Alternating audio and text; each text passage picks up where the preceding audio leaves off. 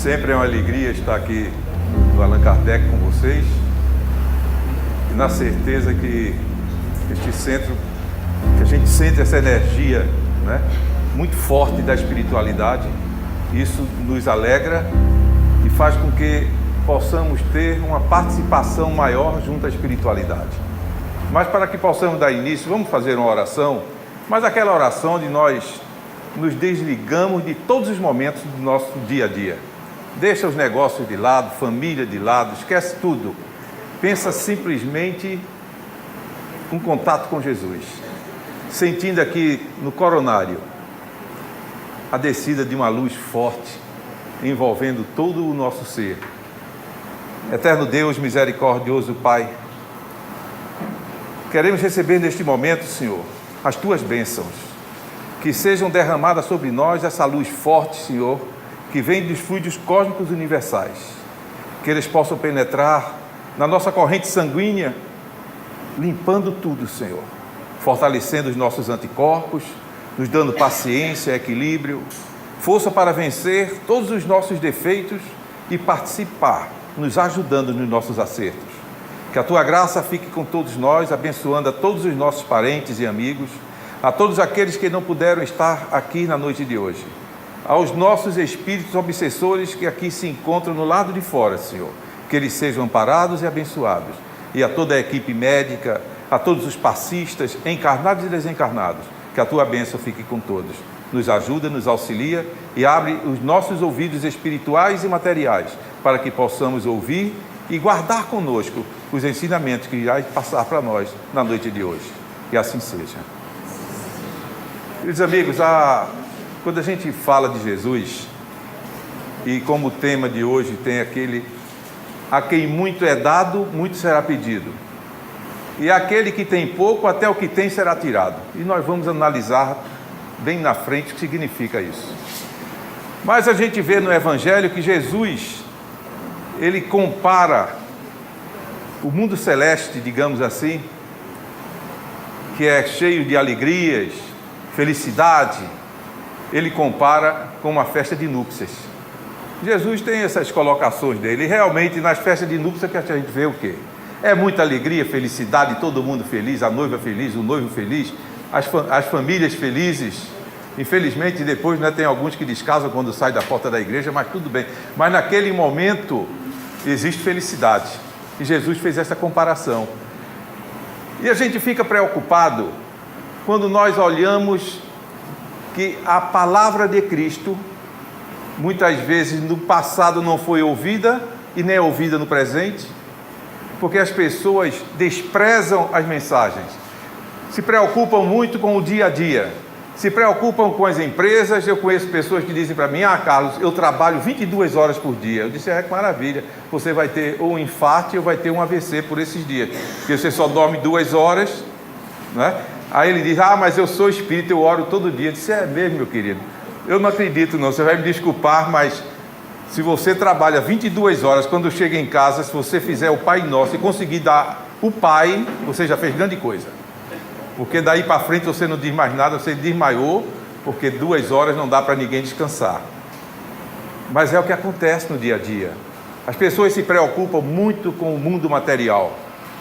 Com a empresa, se preocupa com o emprego, se preocupa com se tem um carro que é 2, se tem uma casa que é 2, e assim sucessivamente. Nada contra a gente ter tudo isso. Jesus jamais condenou riqueza, jamais condenou a posse dos bens, a entrega nossa pelo trabalho para adquirir as coisas. Isso aí nunca foi condenado. Muito pelo contrário. Quem lê e estuda o Evangelho vai encontrar mensagens maravilhosas em cima de tudo isso. A oposição, que são outras religiões que a gente não julga, é que gosta às vezes de dizer alguma coisa com a doutrina espírita, mas graças a Deus é uma doutrina que vem crescendo a passos largos. Agora, nós pais temos que ter um cuidado, nós avós temos que ter um cuidado com o que estamos fazendo da doutrina espírita. Se eu me preocupo muito com o mundo material, se eu não estou preocupado com os ensinamentos que Cristo deixa para nós, porque eu tenho que amar a Deus para que eu possa entender, através do amor de Deus, eu possa entender tudo aquilo que Ele faz por nós, para que a gente tenha a regeneração, que é um objetivo de todo espírito. Todos nós temos algo a resgatar. Ninguém aqui está simplesmente maravilhoso, caso contrário, não estaria nesse plano. Então, todos temos o que resgatar. E é interessante, quando a gente olha, se vocês tiverem essa evidência para ver o que tem de obsessor ali fora, a gente pergunta, de quem são os obsessores? Nossos. Os meus são meus amigos. Eu oro por eles para dormir, oro quando acordo, porque são eles os meus professores. Quem é que me chama a atenção? Quando eu dou uma topada, eu olho e digo, é você, né, meu querido? Vou orar por você, porque você me deu a topada para que eu desperte. Então a gente não tem que ter medo, mas orar por eles, porque são espíritos, assim como nós. Eles estão equivocados, eles estão precisando de oração. Tem muitos que, inclusive, passam séculos e séculos sem que eles tenham o direito de ouvir uma oração em favor deles.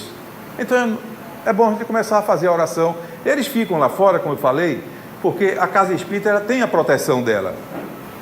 Não é permitido entrar se não for convidado. Quando é no tratamento desobsessivo, eles são trazidos, mas eles vêm acompanhados. Eles não podem simplesmente entrar. Agora, eles podem sim vibrar em direção àquela pessoa com quem ele acompanhou, hipnotizar a pessoa e faz ela dormir durante uma palestra. É por isso que às vezes eu estou fazendo palestra e vejo aquela pessoa dormir, quem está do lado, digo, olha, um cotovelozinho seu dá para funcionar? Dê uma cotovelada nessa criaturazinha do seu lado, para que ela não perca a mensagem e fique envolvida com aquela criaturazinha que está lá fora. Porque através de você ele também vai ouvir a palestra, porque ele está ligado à nossa mente, então ele ouve a palestra, e com certeza ele também um dia vai se recuperando, vai se melhorando, e a gente tem que ter este cuidado. Da mesma maneira que quem vai tomar passe hoje aqui, quem não vai tomar passe, quem está fazendo tratamento, quem vem assistir suas palestras, o passe na realidade começa neste momento, neste exato momento. Todas as vezes que nós sentamos aqui para assistir uma palestra, os passistas espirituais e os métodos espirituais já estão aqui tomando conta de cada um de vocês. Cada um de vocês tem um espírito de luz, um espírito superior acompanhando neste exato momento, lhe dando paz, buscando uma cura para você, buscando um equilíbrio espiritual, buscando um equilíbrio emocional. Eles estão aqui. A gente acha, não, quando eu for para a sala de passe eles vão estar me esperando. Eles já estão aqui. Chegam cedo para trabalhar, eles são dedicados, por isso que a gente tem que ter um cuidado. Quando eu disse, nós temos que ter um cuidado com a família, porque quantos pais estão negligenciando a educação dos filhos, estão deixando os filhos. Falar com o Valdo nesse instante, a gente estava conversando isso, deixa os filhos nas mãos da rua, deixa os filhos na mão da escola. A escola tem que ensinar o que ela tem de direito de ensinar uma criança a ler, ensinar uma criança matemática, e ela vai crescendo. Mas a educação vem do berço, vem de dentro de casa.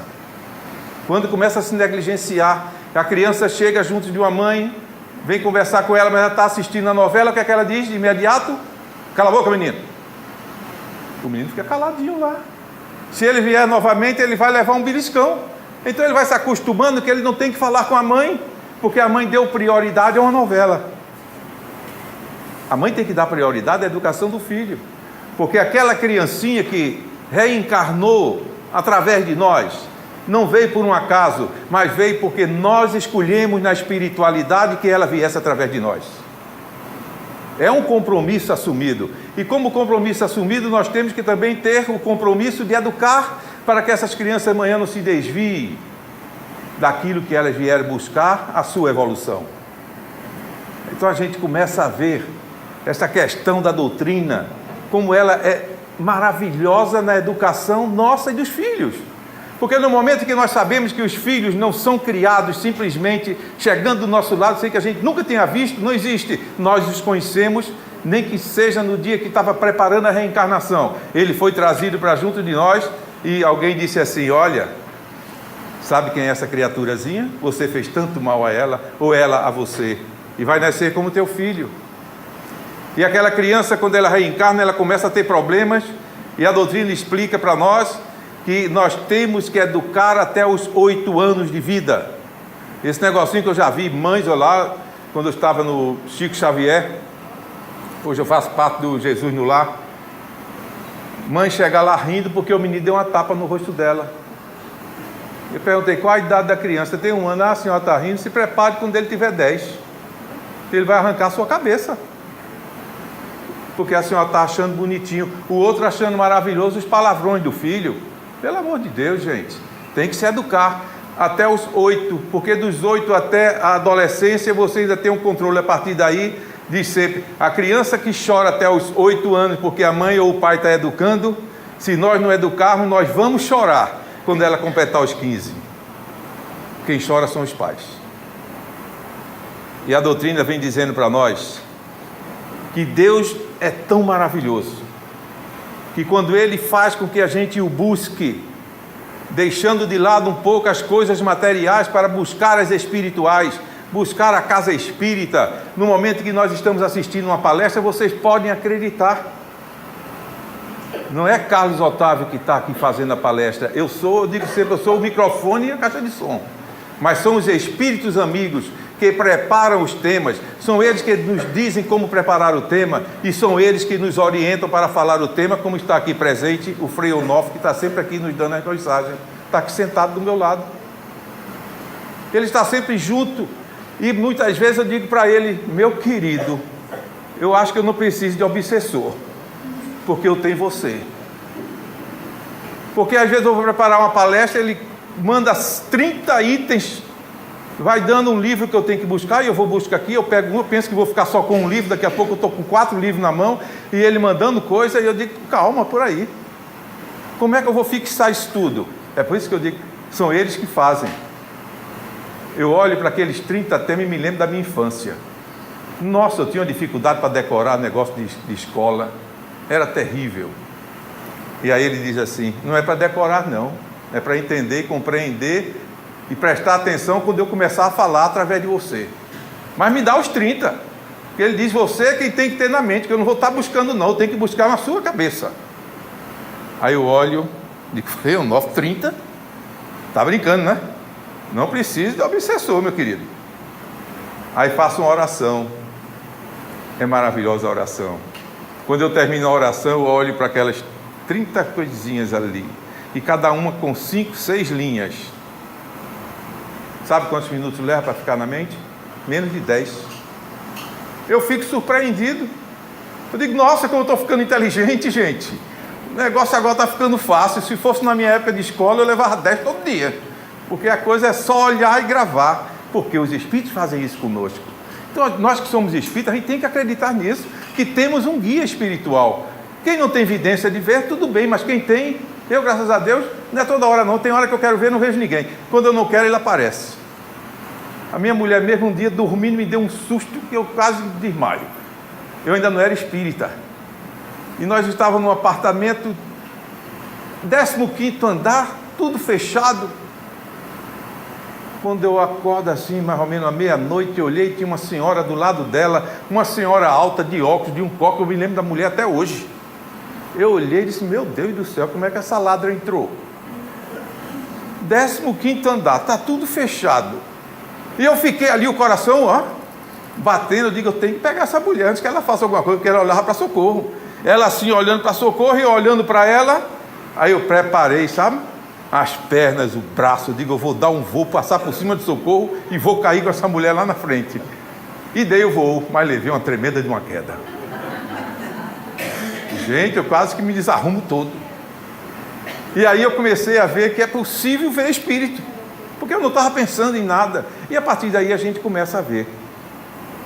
Mas voltando no tema, quando nos apegamos muito às coisas materiais, esquecemos as espirituais, esquecemos o trabalho que nós programamos na nossa reencarnação, aí Deus, na sua bondade, manda uma dorzinha, um sofrimento, uma falência, e a pessoa começa a ficar desesperada, aí se lembra dele, e diz, meu Deus, por que estás fazendo isso comigo? Eu não mereço, eu sou tão bom. E a pessoa fica boa, né? E aí começa a conversar e questionando, e o culpado passa a ser Deus, não mais nós. Nós estávamos preocupados em trabalhar 22 horas. o outro estava preocupado em aumentar as suas coisas e despreocupado com o plano espiritual, se esquecendo que se Deus tocar hoje na minha mente agora e disser que eu vou partir, o microfone fica aqui e eu vou cair, vocês vão ver Carlos Novaes aqui, ó, deitadinho, dormindo. Desencarnei. Assim é a vida. Ninguém aqui vai ficar para semente. Mas quando Deus nos dá essa doencinha, essa dor, esse sofrimento, aí você pode imaginar que a gente faz essa oração reclamando dele, e aí chega um guia espiritual, o seu guia, o meu, chega junto e diz assim: meu querido, você está pedindo muito. Você está com suas vestes nupciais? Aí o cidadão, lembrado da mensagem que tem no Evangelho, que mandaram fazer, fez uma festa e manda chamar, o povo não vem, mataram os que foram buscar, e de repente chama os pobres e os estrupiados e levam todos para a mesa, e de repente tinha um, que o Senhor entrou na sala, e quem trouxe esse homem aqui? Ele não está com as vestes nupciais, tira-o. E assim o Espírito pode perguntar a nós: e as suas vestes nupciais? Você está pedindo tanto, você fez por onde chegar neste momento, e agora você está pedindo a Deus, você está questionando Deus, achando que Deus é o culpado. Eu quero ver as suas vestes nupciais. Aí ele vai perguntar: e o que é veste nupcial? Eu não conheço. E o Espírito vai lhe dizer: pureza de coração, conhecimento das mensagens de Cristo, a luta para vencer teu orgulho, teu egoísmo, tua prepotência, tua vaidade, e aprender a fazer caridade com uma mão sem que a outra veja. Isto chama-se as vestes nupciais. Então a gente tem que fazer uma autoanálise e perguntar: será que eu estou vestido com as minhas vestes nupciais? Ou ela só é vestida no momento que eu adentro aquela porta e entro aqui na casa? E quando saio de lá eu deixo a casa, a roupa aqui, a veste, como se fosse uma capa de chuva. Esse cuidado nós temos que ter. A gente diz às vezes: mas a doutrina, ela é rígida, né? Não, ela não é rígida, porque durante muitos anos nós tivemos algumas religiões que pregavam céu, pregavam inferno, pregavam purgatório. Se você não fizesse aqui, eu imaginava uma mãe, nossa, que é filho único, aquele amor tremendo, e desencarna o filho, ela desencarna depois, e o filho levou uma vida errada, desregrada, segundo ela, inferno. Ela não, uma santa, foi para o céu. Agora imagine, as mães aqui presentes, chega lá e lhe dão uma televisãozinha, você olha para a televisão, está seu filho lá no inferno, debaixo de um fogo. E você numa sala com ar-condicionado, toda feliz. O que é que a mãe vai dizer? Ah, não, eu quero descer para o fogo. Eu vou tomar conta dele. Não é assim? Por isso que isso não existe. O que existe é uma queda momentânea, que pode levar dias, pode levar séculos, mas aquele espírito ele vai evoluir. Ele vai se transformar um espírito tal qual Cristo se transformou. É isso que fortalece a doutrina. É esse momento que deixa com que a gente possa verdadeiramente buscar a fé. Mas a fé em Deus. Não é a fé nos homens, mas em Deus. Na certeza de que Ele nos ama. E se Ele nos ama, nós temos que aprender a amá-lo também.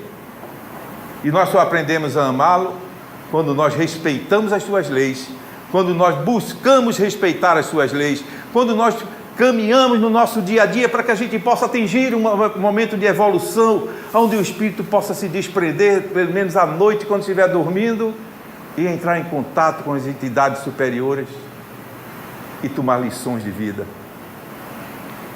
Por isso que a gente tem que ter um grande cuidado, porque Deus vai nos cobrar.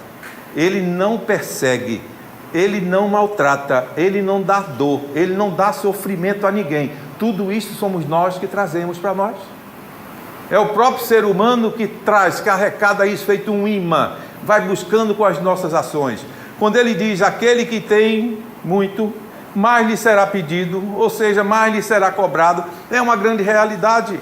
Nós aprendemos a doutrina, chegamos aqui, aprendemos, ouvimos a palavra dos Espíritos, tomamos os nossos passos, temos a oportunidade de comprar livros e mais livros nas livrarias, estudar o livro, mas não passamos para ninguém. Simplesmente guardamos para nós.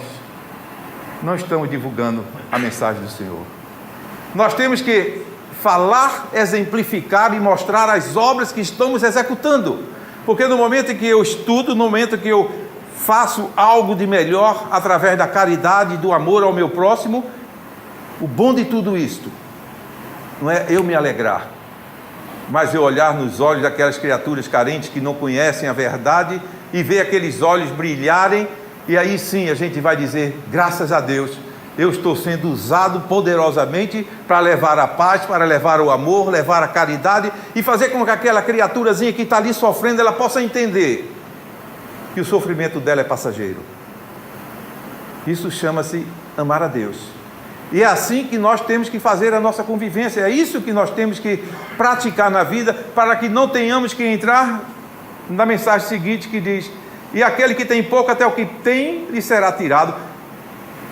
A gente fica pensando, às vezes eu pensava, sabe, meu Deus, esse negócio não tem uma contradição aí, que a criatura que tem muito mais será dado, mas aí complementa e diz, mas também será pedido. Então quanto mais eu recebo, mais eu tenho que fazer, mais eu tenho que doar, mais eu tenho que trabalhar pela minha reforma, pela reforma dos meus semelhantes. A questão das crianças, nós temos que educar. Eu, graças a Deus, sou uma pessoa abençoada, todos os meus filhos são espíritas, meus netos são espíritas, com exceções talvez de uma menina que é evangélica e o marido é evangélico, tudo bem, mas o resto são espíritas. Em São Paulo, outros no Rio Grande do Sul, nos Estados Unidos, Manaus, tem filhos espalhados por aí, e todos espíritas. Então isso para mim é uma grande alegria, sinal que nós fizemos alguma coisa certa, né? Que as crianças amadureceram, cresceram e continuam dentro da doutrina. Mais será dado a quem tem, e ao que não tem, até o que tem será tirado. Aí a gente fica na reflexão. O que Cristo quis dizer com isso? Muito fácil. Se não é Deus que vai ficar nos cobrando e caminhando conosco, Ele não é uma babá para estar agarrando a nossa mão, para estar caminhando para lá e para cá. Ele deixa os ensinamentos e diz, toma o teu livre-arbítrio, lei de causas e efeitos, é o que nós praticarmos, nós vamos colher. Mas tem algo maravilhoso para que ninguém se assuste.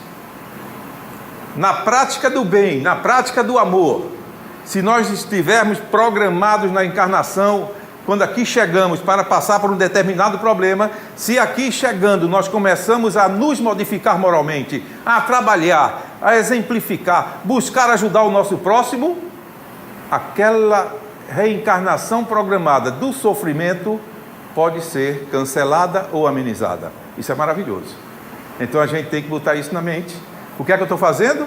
Será que eu posso amenizar? Pode sim, depende de nós.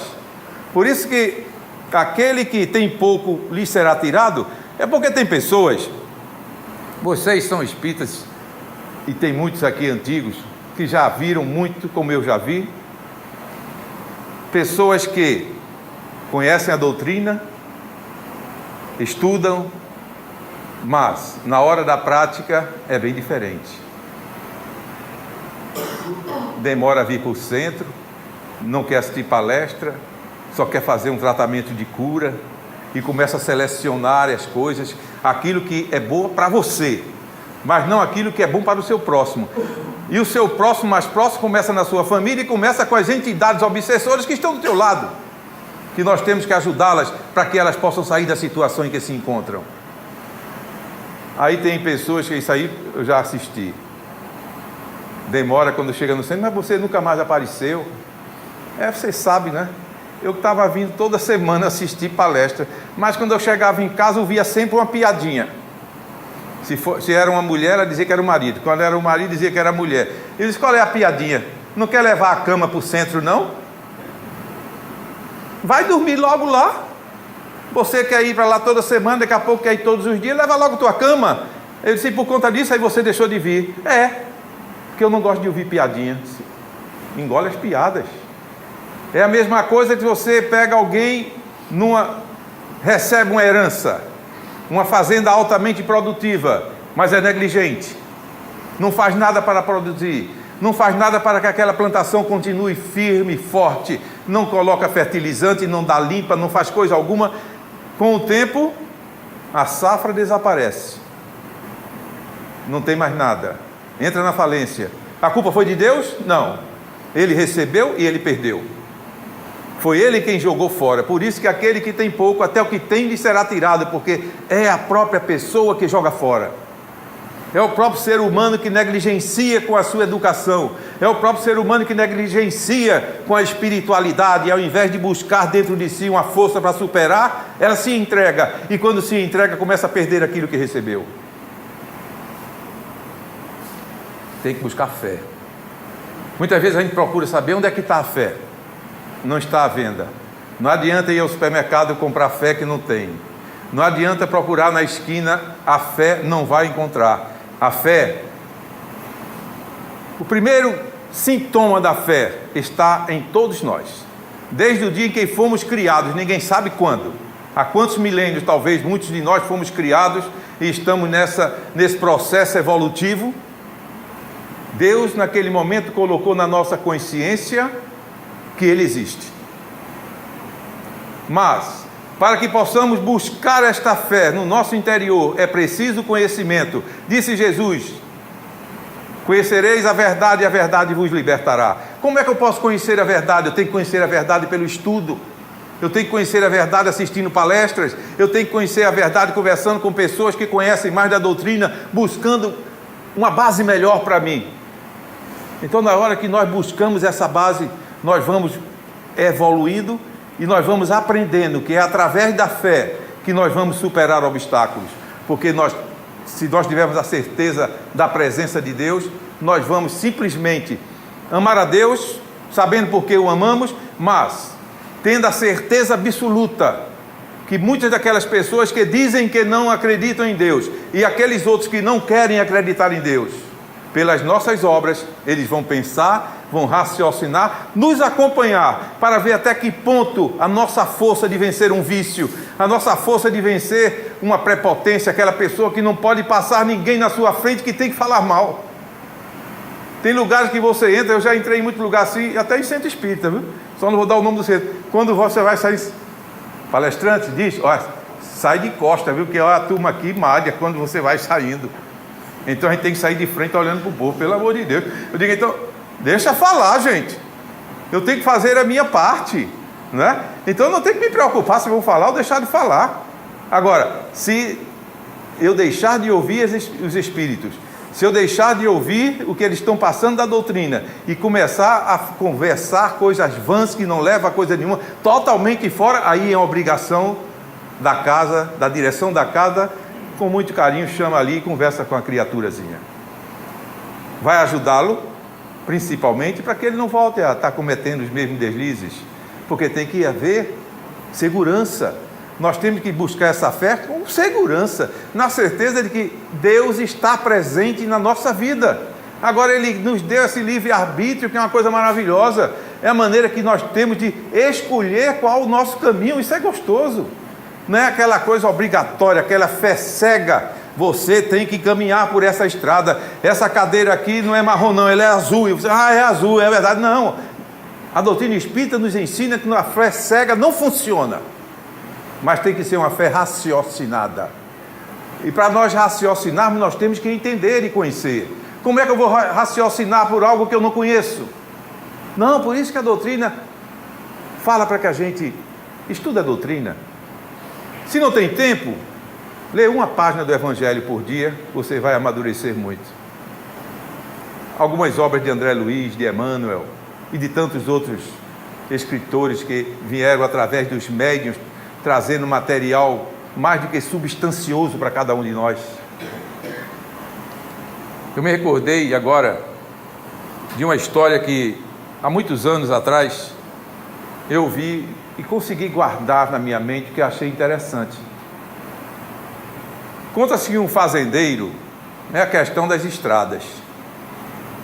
Um fazendeiro, durante anos e anos, ele saía da sua fazenda e caminhava por aquela estrada, abria aquela cancela, e ali ele passava e nunca prestou atenção numa estradinha apertadinha, cheia de espinhos, do lado esquerdo da cancela.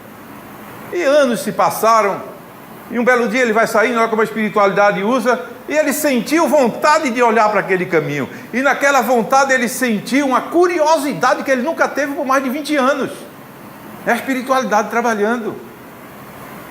E ele olhou para aquele caminho e disse: o que será que tem lá dentro? Porque a 100 metros daqui acaba a minha propriedade. Até onde isso vai caminhar? Aí ele entrou com um cavalo muito bonito que ele estava, entrou naqueles garranchos, espinho, quebra espinho para cá, espinho para lá, e vai atravessando. E depois de andar mais ou menos 700 a 800 metros, ele viu uma fumacinha lá no fundo. E ele disse: é uma casa. Eu nunca vi essa casa, 20 anos que eu tenho essa propriedade. E ele foi se aproximando da casa e viu que era uma casa muito humilde. Quem conhece casa de taipa aqui sabe o que eu estou falando, aquelas casinhas de taipa que põe aquelas taliscas de madeira e fecha com barro. E ele viu uma menina de 7 anos de idade, com os cabelinhos longos, na janela com as mãozinhas postas, olhando para o céu, e ele só via a boquinha dela mexer. E ele vai se aproximando, para na frente da menina, em frente àquela janela, e ela não volta o olhar para ele, continua orando. Ele ficou chateado dentro do seu orgulho. Seu: menina, você não está me vendo? Ela baixou o olho, os olhos, disse: estou, Senhor. E o que é que você está fazendo nessa janela? Que não presta atenção, vai chegando uma pessoa aqui na sua casa e você nem para me cumprimentar. Ele disse: ô Senhor, desculpe, mas eu estava falando com Jesus. Que Jesus, filha? Você tem que falar comigo, não é falar com Jesus. Você não está vendo Jesus nenhum aqui? Ela disse: olha, eu vou dizer uma coisa ao Senhor. Meu pai era um homem tão religioso. Todos os dias nós líamos o Evangelho. A nossa casa é humilde. Eu tenho umas 3 irmãos. Minha mãe está doente. Mas nós líamos o Evangelho diariamente. E quando acordávamos, ele nos chamava todos para fazer uma oração. E ao deitar, todos nós íamos fazer uma oração. E quando ele desencarnou, nós passamos uma necessidade muito grande. Porque ele trabalhava na roça, ia buscar o pão todos os dias. E desde que ele desencarnou, nós não temos mais nada nas prateleiras. Minha mãe adoeceu. As crianças, meus 3 irmãos mais novos, estão todos passando fome. Então eu me lembrei de Jesus, que meu pai falou tanto no Evangelho, e eu fico aqui pedindo a ele que venha lhe ajudar. Aí o homem deu uma risada. Oh, minha filha, deixe de ser bobinha. Seu pai com certeza era muito bobo também, não é? Porque vocês ficam confiando nesse Jesus que ninguém vê. Olha, eu vou fazer um negócio, vou mostrar a você que não é Jesus que vai resolver seu problema. O que é que você está precisando? Disse: remédio para minha mãe, fazer uma feria. Ele puxou um monte de dinheiro do bolso, deu nas mãozinhas dela e disse: pronto, agora corra para a cidadezinha mais próxima, compre os remédios da sua mãe, compre o alimento das suas criancinhas, dos seus irmãos, para você e para a sua mãe. A menininha agradeceu. Ele deu a volta no cavalo, andou 100 metros, olhou para trás. Ela estava lá, com as mãozinhas postas, olhando para o céu. Aí ele não se aguentou, aumentou o passo do animal, chega junto dela já gritando, e disse: você está me enganando? Ela abriu os olhos assustada: por que, Senhor? Você disse que estava precisando de verba para comprar remédio, para comprar alimento, e no entanto eu te dei o dinheiro. Disse: corra e vá comprar, e você continua aqui, olhando para o alto. Eu disse: Senhor, quando o Senhor chegou, eu estava pedindo a Jesus a ajuda para nós, e Ele te enviou. Então eu estou agradecendo a Deus, porque Ele te enviou para nos fazer esse socorro. Aquele homem parou, de repente começou a chorar. Ele começou a ver que depois de 20 anos, quando ele encontrou aquele caminho, aquela intuição para entrar no caminho, era coisa do alto. Espíritos estavam no ouvido dele dizendo: entra aqui hoje, você vai socorrer alguém que está orando aos céus, pedindo apoio de Jesus, e ele mandou que fosse usado você para fazer o bem. E aquele homem desceu do cavalo, conheceu a mãe da menina, conheceu as crianças e disse: a partir de hoje vocês não passam mais fome, eu vou adotar todos vocês.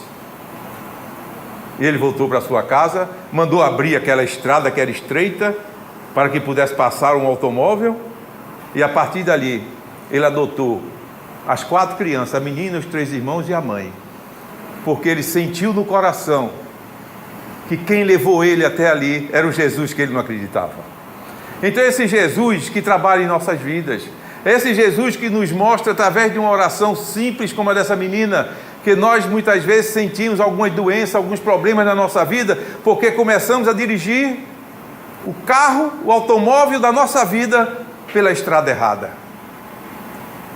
Temos que reconhecer que estamos na estrada errada, voltar, contornar e tomar uma outra estrada, a estrada da regeneração, e não a estrada que vai fazer com que venhamos a cair em abismos profundos, sem nem mesmo conhecermos aquele abismo e depois nos arrependemos, porque vamos ter que voltar. A reencarnação é isso. Nós caímos, vamos ter que penar um pouquinho para subir. Quem já leu o livro Nosso Lar de André Luiz sabe disso. Médico, famoso, aquele negócio, quando desencarna, foi chamado de suicida. E hoje é esse espírito abençoado, dando mensagens maravilhosas, trabalhando. Por quê? Porque ele caiu, mas levantou-se. Todos nós somos passíveis de queda e de levantar. Vai depender da nossa força. Vai depender de usarmos o nosso livre-arbítrio para o bem, para evoluirmos e não para ficarmos retraídos, com medo, com receio de fazer, de dar o primeiro passo, com vergonha. Nos chamam para fazer uma oração, a gente tem vergonha. Não tenha não, tudo passa. Eu gosto muito de exemplificar comigo mesmo. Eu fui interno num colégio quando tinha 14 anos de idade. Muitas vezes eu levava 0 na prova porque me chamavam para a prova oral. Eu não conseguia falar. Eu dizia, professor, não me chame para oral, porque o senhor vai me detonar, eu não vou conseguir. Ele disse, mas tem que ser oral. Eu digo, então não vou. Ele disse, eu vou botar um 0. Não, bota logo 2. Bota logo pelo outro mês, porque eu não vou falar. Um dia lá no Chico Xavier, isso há uns 30 anos atrás, estava eu, minha esposa, e aí, quem conheceu o Rudival Coim, que era o presidente do Chico, aí Coim chega naquela carinha de pau, né, para me massacrar, aí disse, no próximo domingo, quem faz a palestra é você. Eu disse, quem? Eu? Você está brincando, Coim? De jeito nenhum, eu vou embora, eu não volto mais aqui. Disse, olha, não faça isso não, você está estudando, veja que você tem que crescer. Eu disse, sim, Coim, mas eu posso crescer de outro jeito. Eu posso crescer doando os pães aí na rua, fazer qualquer negócio, mas na tribuna, olhar para o povo, todo mundo olhando para mim, ele disse, é você mesmo que vai fazer. Aí eu me lembrei quando o nosso companheiro que está ali filmando, veio me dar esse microfonezinho de lapela. Aí Coim olhou e disse, se prepare. Gente, eu nunca me olhei tanto no espelho, preparando a palestra, e descobri um negócio que eu botava um gravador e começava a falar, e ouvindo, só que quando eu ia ouvir, eu disse, não, mas não fui eu que falei. Aí eu tive que estudar o que estava acontecendo, porque aqui, a maneira, a voz que eu estou ouvindo, não é a que vocês estão ouvindo, porque passa primeiro pela minha caixa craniana, o som, então, quando eu vou ouvir no gravador, existe uma distorção, até que eu comece a me acostumar, não é assim?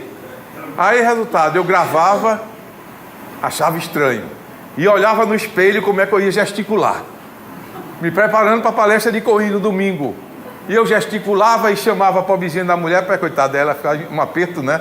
Como é, eu estou bem aqui, como é que está o negócio, né? Porque eu não estou gostando, eu estou me vendo no espelho, mas estou achando um negócio meio estranho. E me preparei uma semana, fui preparar a palestra. Frei Onofre, eu acho que nessa vez ele fechou os olhos, amarrou a irmã e me deixou por minha conta. Não dava nada, eu que tinha que pesquisar. E lá estou eu pesquisando, suave, o dia todo preparando. Levei mais de uma semana escrevendo. E grifava, e marcava com aquele marca-texto de um jeito, marcava com texto azul uma frase, outra frase com texto verde, outra de vermelho. E levei uns 4 folhas de papel para a palestra. E uma régua, para botar assim em cima, para ir puxando, para eu não me perder. E ali eu comecei a palestra. Um sacrifício, gente. Quando a régua não caía no lugar, eu parava para saber onde é que eu estava. E aí me lembrei da lapelazinha que ele me deu. Coim botou um microfone de lapela em mim, e eu comecei a enrolar o microfone no dedo assim. Nervoso, as pernas balançavam embaixo. e Coim me puxava aqui pela calça, eu nervoso, lendo um papel. Você imagina o sacrifício, né? Você já está nervoso, está lendo aquele negócio, tendo que puxar a régua, falar, olhar para o povo, ainda tem uns que faziam assim. Aí você morre, né? Você diz, meu Deus do céu, olha para o relógio, nossa, esse negócio não anda não, está quebrado, não sai do canto. E Coim me puxando. Aí eu fazia, o que é, Coim? Vai quebrar o microfone. Diz, que microfone, Coim? Eu nem me lembrava que estava com o microfone lá dela. Ele disse, você está enrolando o fio, já esticou o microfone, eu estou segurando de cá, para não puxar, que ele vai desarrochar aqui. Aí lá vou eu soltar o fio, aí comecei a desenrolar o fio do dedo. Enfim, hoje falo pelos cotovelos, né? Então a gente não tem que ter esse receio, não. Os Espíritos vão nos capacitando. Vocês tenham certeza que vocês podem não falar em público aqui, mas vocês podem nas ruas, no seu trabalho, com sua família, começar a falar da doutrina e mostrar que a doutrina espírita não é a doutrina castradora, mas é uma doutrina que pratica em nós a evolução espiritual. Porque caso contrário, como eu falei antes, tem pessoas que dizem que não têm fé, e tem outros que não querem ter fé. E eu me recordo de um cidadão que já desencarnou. Ele chegou no Chico Xavier, eu estava fazendo um atendimento fraterno. Chegou lá, sentou, todo o problema. A família pediu para ele fazer atendimento fraterno. Eu sabia que ele tomava todas, era bastante violento, mas tudo bem, sentou, começou a conversar comigo, conversamos em meia hora. Era até simpático, eu gostava dele. Quando terminou, eu disse, olha, companheiro, fazer um negócio com você. Você vem 10 semanas, olha, 10. Você vem, assiste a palestra e toma um passe. O que é passe? Eu vou passar para onde? Começou a complicar. Eu tive que explicar o que era o passe para ele. Pacientemente, explica o passe. Ele disse, mas por que tem que ser 10? Não pode ser de uma vez só? Eu disse, não, meu querido, porque os Espíritos estão pedindo para você vir 10 vezes, que é uma maneira de você ouvir a palestra, aprender mais um pouquinho, seus obsessores. Ele disse, eu não tenho não. Eu quase que dizia, porque você é o próprio. Mas, tudo bem, né? Deixa ele lá, disse, ó, seu obsessor está ali fora, deixa ele, né, ouvir também a palestra. Muito bem. Aí disse, agora eu vou dar um presente, um livro para você ler. Disse, você lê, leio. É presente ou tem que pagar? Não, presente, eu vou lhe dar de presente. O que é? O Evangelho segundo o Espiritismo. Ele disse, como presente, está ótimo. E vai para fazer o quê? Para ler, meu velho. E ele foi. Assistiu 3 palestras, Wanda. Na 4ª semana eu estou lá sentado, fazendo atendimento fraterno, que Socorro fazia as fichas. Aí disse, fulano está aí. Eu disse, que maravilha, que coisa boa, né? Ele voltou novamente já para a gente conversar. Chegou assim e jogou o livro. Disse, olha, esse livrinho que você me deu, fique com ele. Eu disse, por que essa agressividade? Você acha que eu vou seguir esse livro e ter que mudar tudo que eu gosto de fazer? Eu disse, porque você não quer realmente encontrar a fé. Você quer levar a vida que você levar. Infelizmente ele desencarnou nessa vida. E hoje eu oro muito por uma filha dele, que era muito apegada a ele, e que essa menina maravilhosa, uma enfermeira na Neri, e entrou no alcoolismo igual o pai. E eu não posso asseverar, mas eu tenho quase certeza que ele está junto com ela. Tanto que eu oro por ele toda noite. Oro naquele momento de oração doutrinária, conversando com ele, para mostrar que ele está prejudicando a filha. Porque ela é uma menina competente, trabalhadora, está perdendo tudo na vida por causa do alcoolismo. Então é isso que a gente tem que ter cuidado. Porque nossos filhos vão passar as consequências daquilo que nós não passarmos para eles. Por isso que a doutrina espírita, muitas vezes as pessoas têm medo de ser espírita, outros não querem ser espírita, porque a doutrina chega para nós e diz, olha, não existe penas eternas, o que existe é sofrimento que pode ser restaurado, resgatado através da tua força. Você não tem que depender de A ou de B, mas você tem que depender de si próprio. Isso é que a doutrina é maravilhosa, porque nós dependemos de crescer pelas nossas pernas. Eu tenho que subir cada degrau da minha vida, eu que tenho que subir. Ninguém vai me carregar, mas nós temos que subir os nossos degraus. Se nós falhamos, só nós podemos recolher as nossas falhas, jogar ela fora e continuar a nossa evolução. Os Espíritos, eles vão nos auxiliar. As pessoas que convivem conosco vão nos auxiliar, mas não vão nos carregar. Elas vão estar ali presentes no nosso dia a dia, mas não vão nos carregar. Quando Jesus curava, ele sempre dizia: vai e não tornes a pecar, para que não te aconteça algo pior. Ou seja, vá e não erres mais. Quem conhece a parábola dos 10 leprosos, vê algo muito interessante. Quando Jesus vinha para Jericó, ele ia caminhando e de repente aqueles leprosos, 10 leprosos, começam a gritar: Senhor, Senhor, tem misericórdia de nós. Jesus olhou para eles: o que queres que eu te faça? Que nos cure. Ele diz: vá vocês todos, apresentem-se ao sacerdote. Por que tinha que se apresentar ao sacerdote? Porque todos os leprosos eram proibidos de trafegar nas cidades, e quando tinha que passar pela cidade, tinha que usar um sininho para que as famílias todos saíssem das ruas e fechassem as portas. E quando eles recebiam uma cura, eles tinham que ir até o sacerdote como se fosse para receber um salvo-conduto. A partir dali eles poderiam caminhar na cidade. E os 10 leprosos começam a caminhar em direção ao local onde se encontravam os sacerdotes, a comando de Jesus, que disse: vão e se mostrem ao sacerdote. Eles na caminhada começaram a ver a sua pele sendo restaurada, a lepra desaparecendo. E quando eles chegam na frente do sacerdote, eles estavam limpos da lepra, todos os 10. Mas só um teve reconhecimento e gratidão pelo Senhor Jesus. Só um voltou para agradecer a Cristo. E eu creio que até ele deve ter acompanhado Cristo em alguns dos momentos pelos quais Cristo passou andando. E os outros 9 caíram na farra, começaram a fazer coisas erradas, porque estavam curados, e eles começaram a desviar a sua vida e voltaram a adquirir a lepra. E desta vez a lepra muito pior. Por isso que Cristo dizia: para que não te aconteça algo pior. Porque apesar de terem a lepra novamente do corpo físico, eles carregaram na mente a desilusão que eles provocaram por ter recebido uma cura e ter perdido a cura, porque caíram na devassa do mundo. Enquanto que aquele companheiro que buscou o Cristo ficou são. É isso que a gente tem que fazer. Muitos de nós somos leprosos. Muitos de nós somos leprosos de alma, porque a gente está sempre pensando negativo. Nós estamos sempre desejando o mal. Não é nem o mal para o próximo, mas para nós. Eu sou uma pessoa que acha que nada na minha vida dá certo. Eu sou uma pessoa que só penso para trás. Eu sou um azarado. Eu sou um complexado.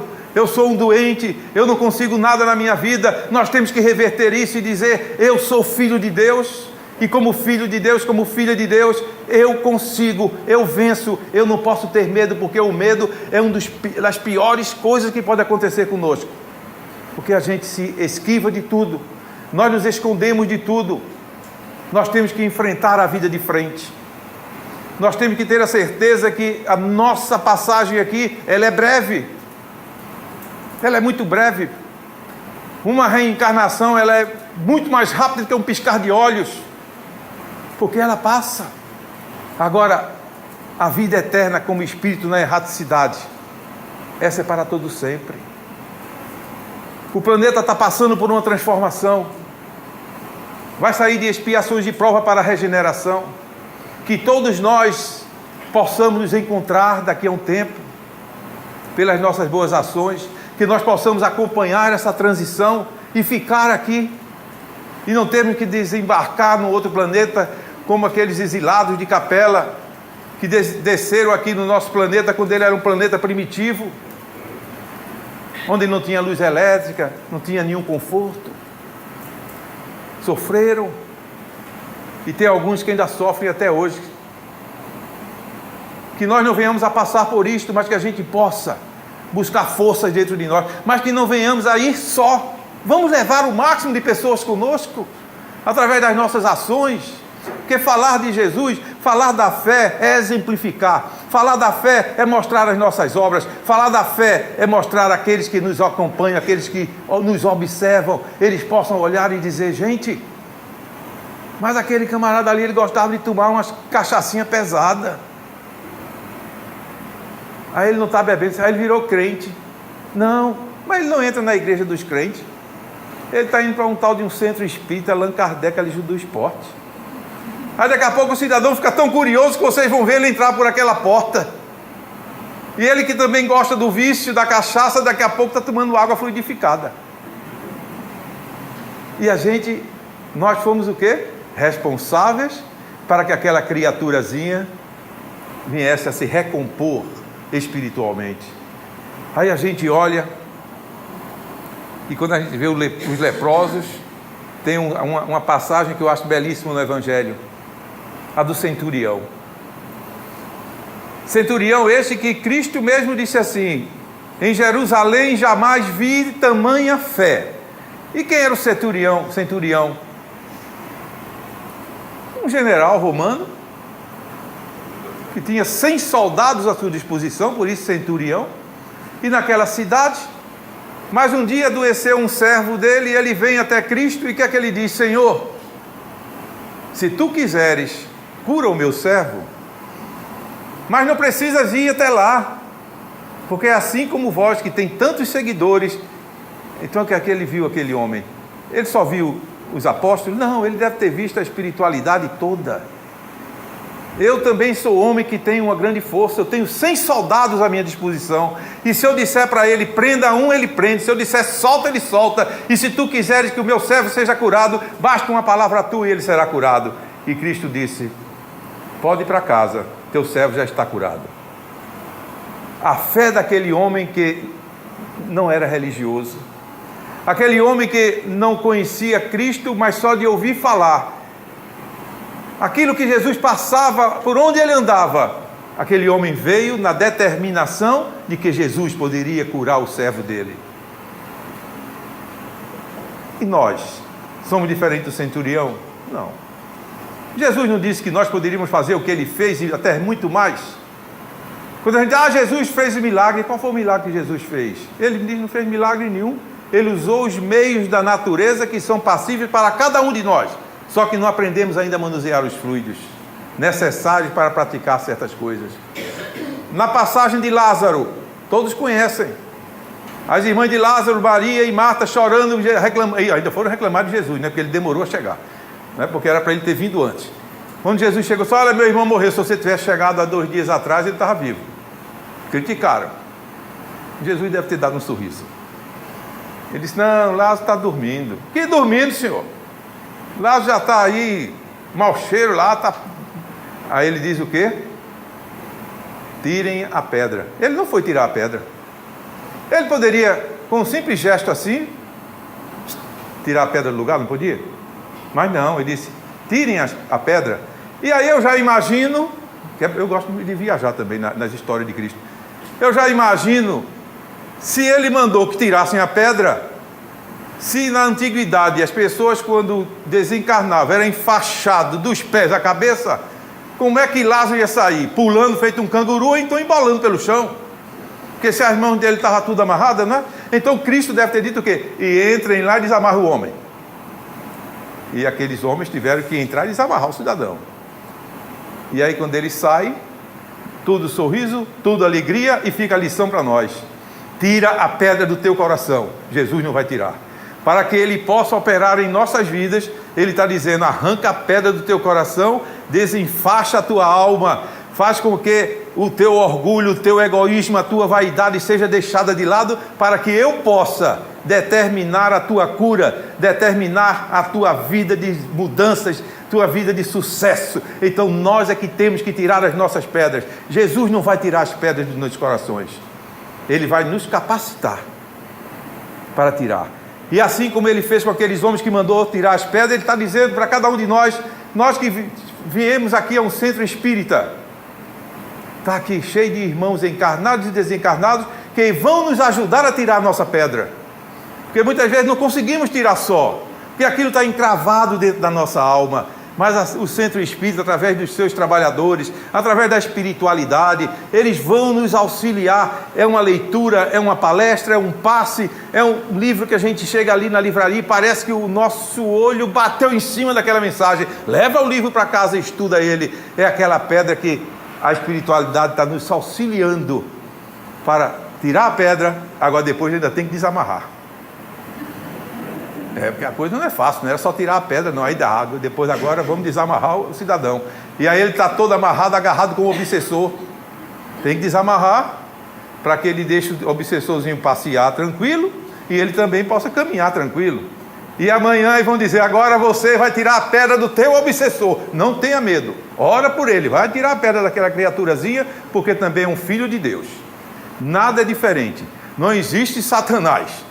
Existem espíritos equivocados, espíritos sofredores, espíritos que não conseguiram uma evolução boa ainda, têm uma evolução ainda insuficiente, mas são espíritos que são passíveis de crescimento, assim como nós, que vamos chegar um dia a ser espíritos cristos. Aí a gente olha e vê que na nossa pedrinha tem uma coisa que Jesus abomina.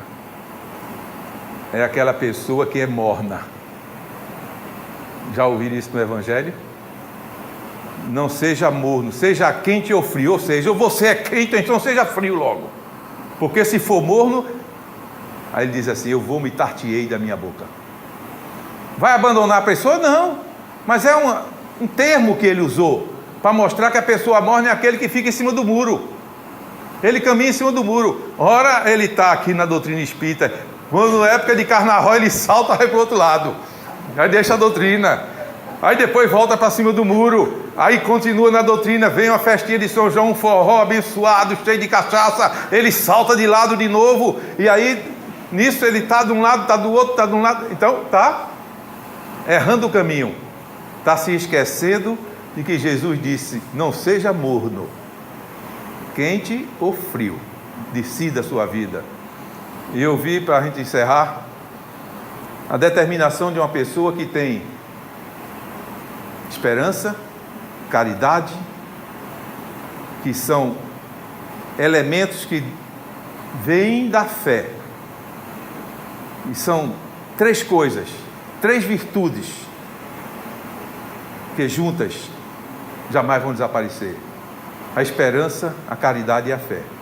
Ou fé, esperança e caridade, como queiram. Eu li no YouTube, talvez vocês tenham visto, me mandaram essa mensagem,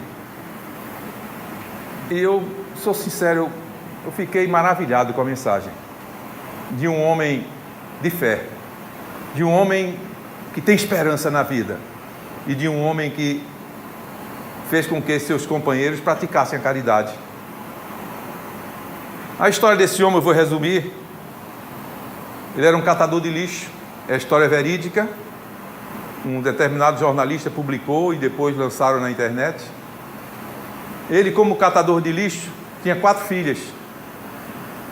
E as filhas dele, as 3 mais velhas, uma tinha um emprego já que trabalhava meio expediente, as outras 2 davam aula, mas tinha a caçula. E ele tinha uma vontade grande que aquela menina adentrasse uma faculdade. E ele, como catador de lixo, ele começa a narrar a sua vida. Ele diz que diariamente catava aquele lixo e passava no chuveiro público, tomava um banho, para chegar em casa limpo, para ninguém desconfiar que ele era catador de lixo. E os anos foram se passando, a menina fazendo colegial, estudando, e ele disse, nunca comprei uma camisa. Eu recebia de presente algumas camisas nas ruas, as pessoas me davam, mas eu nunca comprei uma camisa, porque o dinheiro que eu ganhava, eu comprava mantimento para minha casa e livros para minha filha. O tempo foi passando,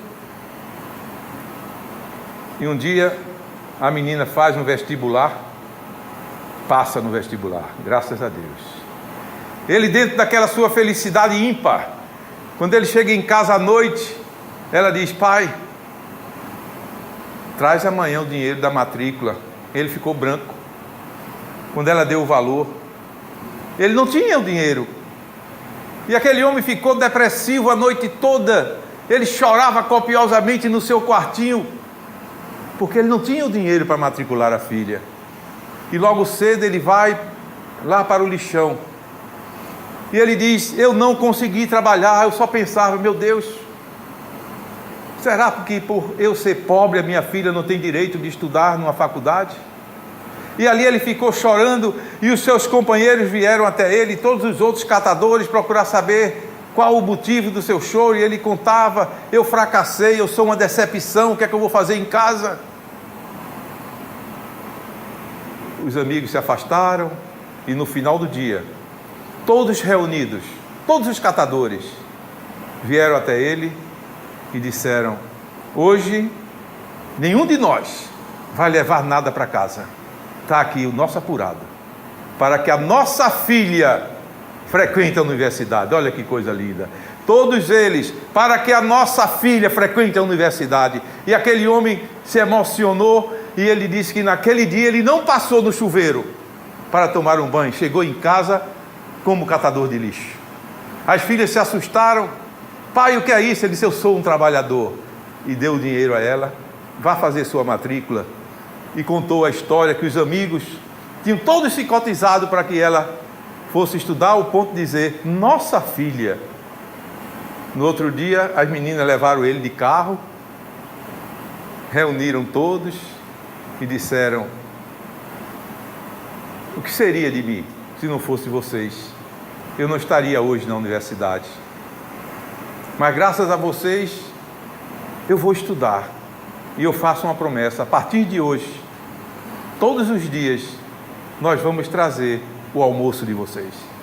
E a partir daquele dia, as 4 filhas dele começaram a levar almoço para o lixão, e o pai disse: e eu vou continuar trabalhando no lixão junto com meus companheiros. Aí a gente vê nessa história a fé de um homem, a esperança de um homem de ver e sentir e adquirir o direito de ver sua filha na universidade. E a caridade, que através da sua ação, ele fez com que todos os seus companheiros tivessem esse sentimento de praticar a caridade, ajudando aquele pai que tanto trabalhou para ver a filha na universidade, ao ponto de se associarem a ele como pais da menina. É isso que Jesus quer de todos nós, que possamos nos associar, que possamos colaborar, que possamos assumir, cada um de nós, a paternidade de uma casa espírita, tomando conta, zelando pela casa, zelando pelo estudo da casa, zelando pelos bens da casa, e principalmente por aquelas almas encarnadas e desencarnadas, que ainda não tiveram a oportunidade que eu e você tivemos, de estar aqui como um momento desse de hoje, ouvir uma mensagem, tomar nosso passe e sair daqui levando nas nossas mãos um raio de luz, levando nos nossos olhos a visão de Jesus, levando nos nossos lábios a palavra santificada daquele que disse: eu sou o caminho, a verdade e a vida, e todo aquele que caminhar comigo encontrará a salvação. Que Deus abençoe vocês, os ilumine, muita paz, levem para os seus lares muita paz, muita alegria no coração e muito amor transbordante para atingir aqueles que ainda não aceitaram, aqueles que ainda não quiseram conhecer, ou aqueles que tentam esquecer que Jesus é uma realidade e que a reencarnação é uma das maiores bênçãos que a humanidade pode ter conhecimento. Que Deus abençoe a todos, muito obrigado, muita paz, muita luz.